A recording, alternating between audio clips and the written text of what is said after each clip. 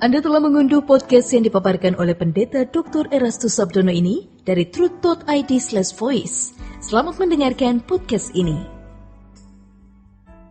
Shalom. Kebenaran hari ini 1 Maret 2022 bertemakan Tatanan Allah. Mari kita hayati bahwa sejatinya Allah yang maha cerdas dan bijaksana tidak mungkin menciptakan kehidupan bagi makhluk yang segambar dengan dirinya dalam keadaan spekulatif, dalam keadaan untung-untungan, seperti orang bermain lotre. Allah memiliki tatanan, dan manusia sebagai makhluk ciptaan yang segambar dengan Allah harus memahami tatanan itu. Sebab itu, ia harus menentukan nasibnya, menentukan dirinya, memetakan hidupnya. Maka, manusia harus melakukan apa yang benar sesuai dengan kehendak Allah, agar dapat hidup di dalam kelimpahannya. Sebab Allah tidak pernah merancang yang buruk bagi makhluk ciptaannya. Allah tidak menghendaki kerusakan, kehancuran, kebinasaan, dan penderitaan. Tetapi manusia harus menentukan keadaannya, karena Allah yang cerdas dan bijaksana itu memberikan aturan main, hukum, tatanan pada manusia yang berkeadaan segambar dengan Allah, yang oleh karenanya manusia memiliki pikiran dan perasaan untuk mempertimbangkan sesuatu. Kalau kita membaca di dalam kitab Kejadian pasal 3 ayat yang ke-6, perempuan itu melihat bahwa buah pohon itu baik untuk dimakan dan sedap kelihatannya. Bagaimana ia bisa tahu? Ia mempertimbangkan. Mestinya dia menundukkan pertimbangannya itu kepada apa yang Allah katakan. Jangan makan buah ini, karena pada hari kau memakannya, engkau pasti mati. Tetapi ia memiliki pertimbangan sendiri, dan itu yang membuatnya celaka. Dalam Kejadian 1 ayat 2 ditulis, bumi belum berbentuk, dan kosong gelap gulita menutupi samudra raya. Hal ini menunjukkan bahwa keadaan dunia kacau balau secara materi. Kemudian Allah mengubah dan menyusun keadaan kacau balau tersebut menjadi bumi yang berkeadaan tertib, teratur, indah, yang kemudian Allah mengatakan setelah mengevaluasinya, sungguh amat baik. Kemudian Allah juga menciptakan manusia untuk mendiaminya. Manusia ditempatkan di bumi yang berkeadaan sangat tertib, teratur, dan indah. Allah menciptakan segala sesuatu secara sangat teratur dengan segala tatanan dan hukumnya. Belum lagi, setiap planet memiliki kekuatan magnet tertentu dan mereka beredar sesuai dengan orbitnya. Allah memberikan oksigen yang melimpah kepada bumi. Air diserap, matahari di atas, diturunkan lagi, itu semua tatanan.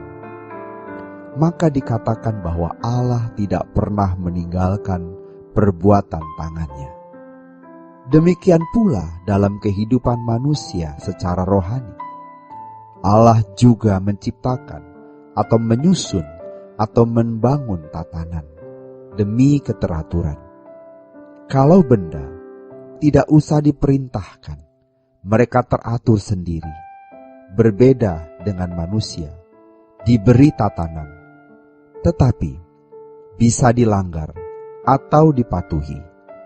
Manusia harus menentukan apakah ia hidup di dalam tatanan itu atau tidak. Maka manusia yang memiliki pikiran dan perasaan mestinya bertumbuh dewasa, memiliki kecerdasan seperti Allah, kebijaksanaan seperti Allah, sehingga sempurna seperti Bapa. Dan segala sesuatu yang dilakukan selalu sesuai dengan pikiran, perasaan Allah. Tetapi manusia telah jatuh dalam dosa, kehilangan kemuliaan Allah. Artinya, manusia tidak sanggup mengikuti aturan yang orisinil itu. Keselamatan dalam Yesus Kristus, Allah Bapa, mau mengembalikan kita pada tatanan semula itu. Jadi, tatanan harus tergelar dan manusia harus memahami. Jika tidak demikian, kehidupan ini menjadi kekacauan yang tidak memiliki kepastian. Di dalam tatanan yang Allah ciptakan tersebut, manusia harus mengambil keputusan dan bertindak berdasarkan pertimbangan sendiri. Apakah mau mengikuti kehendak Allah yang adalah standar tatanan itu, atau mengikuti standar sendiri? Hidup di bumi ini, kita tidak bisa mengharapkan firdaus, kenyamanan yang ideal, yang sempurna. Karenanya, kita hanya mau mempersiapkan diri untuk masuk kehidupan yang sesungguhnya, yang Allah rancang di langit baru, bumi baru, seperti rancangan semula ketika Allah menciptakan langit dan bumi. Oleh karenanya, kita harus menjadi ciptaan sesuai rancangan Allah semula, untuk mendiami negeri yang sempurna di langit baru, bumi baru. Jadi dalam tatanan tersebut, manusia harus mengambil keputusan mengikuti tatanan Tuhan atau tidak. Dan itu menentukan keadaan dirinya. Dengan demikian, hidup ini bukanlah sandiwara, melainkan sebuah gelanggang pergumulan antara taat atau tidak taat. Taat memperoleh berkat dan rahmat, tidak taat laknat atau kutuk. Ada 3 pihak yang hadir dalam kehidupan ini. Yang pertama, Allah. Yang kedua, iblis. Yang ketiga, manusia. Jelas, iblis adalah musuh Allah, seteru Allah, dan manusia harus memilih, bertindak sesuai dengan standar aturan Allah, yaitu kekudusannya atau suka-suka sendiri, yang berarti menjadi temannya setan.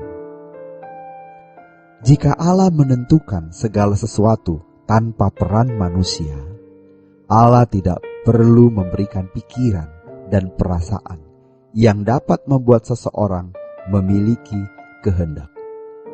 Justru karena Allah memberi kehendak bebas, manusia bisa mempertimbangkan sesuatu, lalu mengambil keputusan.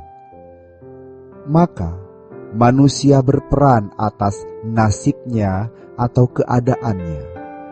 Manusia bisa menentukan keadaan dirinya sendiri, tidak bergantung faktor di luar dirinya.